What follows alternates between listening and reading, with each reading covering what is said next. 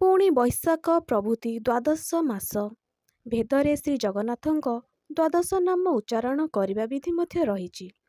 ମାର୍ଗଶିରରେ କେଶବ, ପୌଷରେ ନାରାୟଣ, ମାଘରେ ମାଧବ, ଫାଲ୍ଗୁନରେ ଗୋବିନ୍ଦ, ଚୈତ୍ରରେ ବିଷ୍ଣୁ, ବୈଶାଖରେ ମଧୁସୂଦନ, ଜ୍ୟେଷ୍ଠରେ ତ୍ରିବିକ୍ରମ, ଆଷାଢ଼ରେ ବାମନ, ଶ୍ରାବଣରେ ଶ୍ରୀଧର, ଭାଦ୍ରବରେ ହୃଷିକେଶ, ଅଶ୍ୱିନରେ ପଦ୍ମନାଭ ତଥା ପୁଣ୍ୟମାସ କାର୍ତ୍ତିକରେ ଦାମୋଦର ମନନ ଯୋଗ୍ୟ ଅଟନ୍ତି।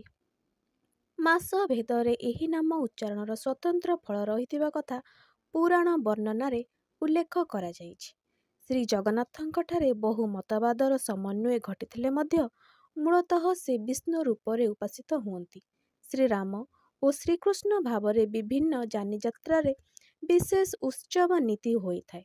ମଦନମୋହନ, ରାମକୃଷ୍ଣ, ନାରାୟଣ, ନୃସିଂହ ପ୍ରଭୃତି ବିଜେ ପ୍ରତିମା ଯାତ୍ରାକୁ ଗମନ କରନ୍ତି। ଶ୍ରୀଜଗନ୍ନାଥ ବିଷ୍ଣୁଙ୍କୁ ନାମାବଳୀରେ ଆରାଧିତ ଓ ସେବିତ ହୋଇଥାନ୍ତି।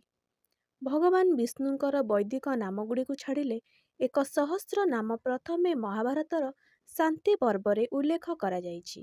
ଭଗବତ୍ ଗୀତାରେ ଅର୍ଜୁନ ଶ୍ରୀକୃଷ୍ଣଙ୍କୁ ଅଚ୍ୟୁତ, ଗୋବିନ୍ଦ, ହୃଷିକେଶ ପ୍ରଭୃତି ନାମରେ ବାରମ୍ବାର ସମ୍ବୋଧନ କରିଛନ୍ତି। ପୁରାଣ ପୃଷ୍ଠାରେ ଅତ୍ର ତତ୍ର ବିଷ୍ଣୁଙ୍କର କାର୍ଯ୍ୟ ଓ ପ୍ରସିଦ୍ଧକୁ ନେଇ ବିଭିନ୍ନ ନାମକରଣ କରାଯାଇଛି। ଅମରକୋଷରେ ବିଷ୍ଣୁଙ୍କର ପ୍ରସିଦ୍ଧ 39 କୋଟି ନାମରେ ସଂକଳନ ଯଥା ବିଷ୍ଣୁ, ନାରାୟଣ, କୃଷ୍ଣ, ବୈକୁଣ୍ଠ ବିଷୟରେ ଶ୍ରବା, ଦାମୋଦର, ହୃଷିକେଶ, କେଶବ,